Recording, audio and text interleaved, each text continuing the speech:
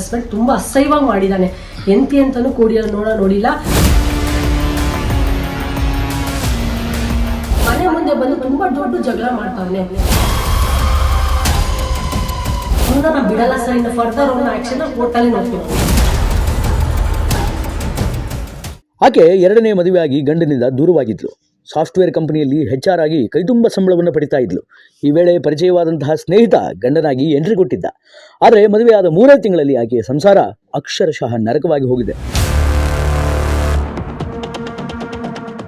ಶಿವ, ಈ ಹೆಣ್ಮಕ್ಳು ಹೇಳ್ತಾ ಇರೋದನ್ನ ಕೇಳಿದ್ರೆ ಏನು ಹೇಳಬೇಕು, ಏನು ಮಾಡಬೇಕು ಅನ್ನುವಂಥದ್ದು ಒಂದೂ ಕೂಡ ಗೊತ್ತಾಗ್ತಾ ಇಲ್ಲ. ನನ್ನ ಗಂಡ ವಿಚಿತ್ರವಾಗಿ ವರ್ತಿಸ್ತಾನೆ. ನನ್ನ ತಂದೆ ತಾಯಿಯ ಮುಂದೆ ಬೆತ್ತಲೆಯಾಗಿ ಓಡಾಡ್ತಾನೆ. ಅಶ್ಲೀಲ ವಿಡಿಯೋ ತೋರಿಸಿ ಅದರಂತೆಯೇ ಲೈಂಗಿಕ ಕಿರುಕುಳವನ್ನ ಮಾಡ್ತಾನೆ. ಹೀಗೆ ಆರೋಪಗಳ ಸುಳಿಮರೆಯನ್ನ ಬಿಚ್ಚಿಟ್ಕೊಳ್ತಾ ಇದ್ದಾಳೆ ಈ ಹೆಣ್ಮಗಳು. ಹೀಗೆ ಪತ್ನಿ ಮದುವೆಯಾದ 3 ತಿಂಗಳಿಗೆ ಗಂಡನ ಒಂದೊಂದು ಪುರಾಣವೂ ತೆಗೆದಿಡುವಂತಹ ಕೆಲಸವನ್ನ ಈ ನಾರಿ ಮಾಡ್ತಾ ಇದ್ದಾಳೆ. ಆದರೆ ಪತಿರಾಯ ಮಾತ್ರ ನಾನಂತವನಲ್ಲ, ಈಕೆ ಇಲ್ಲ ಸಲ್ಲದ ಆರೋಪವನ್ನು ಮಾಡ್ತಾ ಇದ್ದಾಳೆ ಅಂತ ಹೊಸ ಕಥೆಯನ್ನು ಹೇಳ್ತಾ ಇದ್ದಾನೆ. ಬೆತ್ತಲೆ ಓಡಾಟ, ಆ ವಿಡಿಯೋ ತೋರಿಸಿ ಅಟ್ಟಹಾಸ. ಗಂಡನ ವಿಕೃತ ಮನಸ್ಸು, ಮದುವೆಯಾದ 3 ತಿಂಗಳಿಗೆ ಸುಸ್ತು.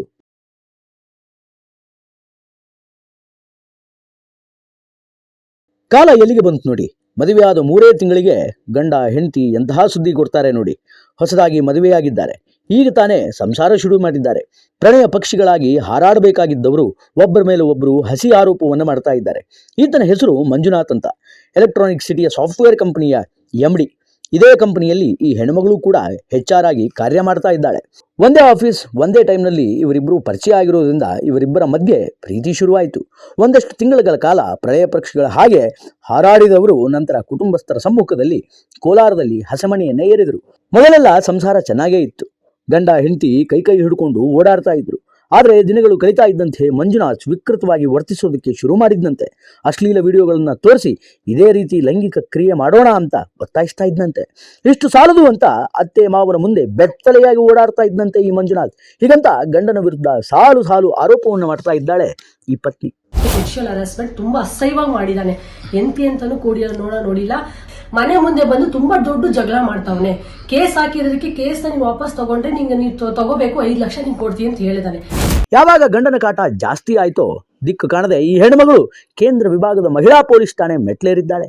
ಗಂಡನ ವಿರುದ್ಧ ದೂರನ್ನ ನೀಡಿದ್ದು ನನಗೆ ನ್ಯಾಯ ಕೊಡಿಸಿ ಅಂತ ಕಣ್ಣೀರಿಡ್ತಾ ಇದ್ದಾಳೆ. ಅವನು ಇದು ನಾಗರಾಜನೊಂದು ಜೊತೆ ಮದುವೆಲಿ ಆದಾಗ ಡೈವರ್ಸಿಗೆ ಹೋಗ್ಬೇಕಾದ್ರೆ ಕಂಪ್ಲೇಂಟ್ ಕೊಟ್ಟಾದಾಗ ಇವನು ಅವರಿಗೆ ಫೋನ್ ಮಾಡ್ಬಿಟ್ಟು ಹೇಳಿದ್ದ, ಸರ್ ಈ ತರ ಒಂದು ಕೇಸ್ ಬರ್ತಿದೆ ಸರ್, ನೀವು ದಯವಿಟ್ಟು ತಗೋಬೇಕು ಅಂತ ಮಾಡಿದ್ರು. ಇವಾಗ್ಲೂ ಕೂಡ ಕಂಪ್ಲೇಂಟು ಆ ವುಮೆನ್ಸ್ ಪೊಲೀಸ್ ಸ್ಟೇಷನ್ ಅಲ್ಲಿ ಇದೆ. ಅವನ ಮೇಲೆ ಬಂದಿರೋದು. 3 ಮದುವೆ, ಬೀದಿಗೆ ಬಂತು ಸಂಸಾರ.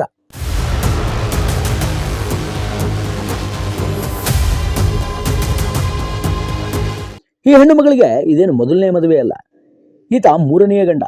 ಹೀಗಾಗಲೇ ಹಿಂದೆ 2 ಮದುವೆಯನ್ನಾಗಿದ್ಲು ಮತ್ತು ಅವ ಇಬ್ಬರಿಂದಲೂ ಕೂಡ ದೂರವಾಗಿದ್ಲು. ಆ ನಂತರವೇ ಈ ಮಂಜುನಾಥ್ ಈಕೆ ಕೈಯನ್ನ ಹಿಡಿದಿದ್ದು. ಈ ವಿಷಯ ಕೂಡ ಮಂಜುನಾಥ್ಗೆ ಗೊತ್ತಿತ್ತು. 2ನೇ ಗಂಡನಿಂದ ದೂರವಾಗೋಕ್ಕೆ ಈತನೇ ಕಾರಣ ಅಂತ ಆರೋಪ ಮಾಡ್ತಿದ್ದಾಳೆ. ಆದರೆ ಮಂಜುನಾಥ್ ಮಾತ್ರ ಇದೆಲ್ಲ ಸುಳ್ಳು, ನನ್ನ ಹೆಂಡತಿಯೇ ಸರಿಯಿಲ್ಲ ಅಂತ ಪ್ರತ್ಯಾರೋಪವನ್ನ ಈಗ ಮಾಡ್ತಾ ಇದ್ದಾನೆ. ಆಕೆಗೆ ಇದು 3ನೇ ಮದುವೆ. ಈತನದ್ದು ವಿಚಿತ್ರ ವರ್ತನೆ. ಒಟ್ನಲ್ಲಿ ಗಂಡ ಹೆಂಡತಿ ಮಧ್ಯೆ ನಿಜಕ್ಕೂ ಆಗಿದ್ದೇನು ಅನ್ನೋದು ಗೊಂದಲದ ಗೂಡಾಗಿದೆ. ಇವರಿಬ್ಬರಲ್ಲಿ ಯಾರು ಹೇಳ್ತಾ ಇರೋದು ಸತ್ಯ, ಯಾರು ಹೇಳ್ತಾ ಇರೋದು ಸುಳ್ಳು ಅನ್ನುವಂಥದ್ದು ಪೊಲೀಸ್ ತನಿಖೆಯಿಂದ ಹೊರಬರಬೇಕಾಗಿದೆ ಅಷ್ಟೇ. Crime bureau, rebel TV, Bengaluru.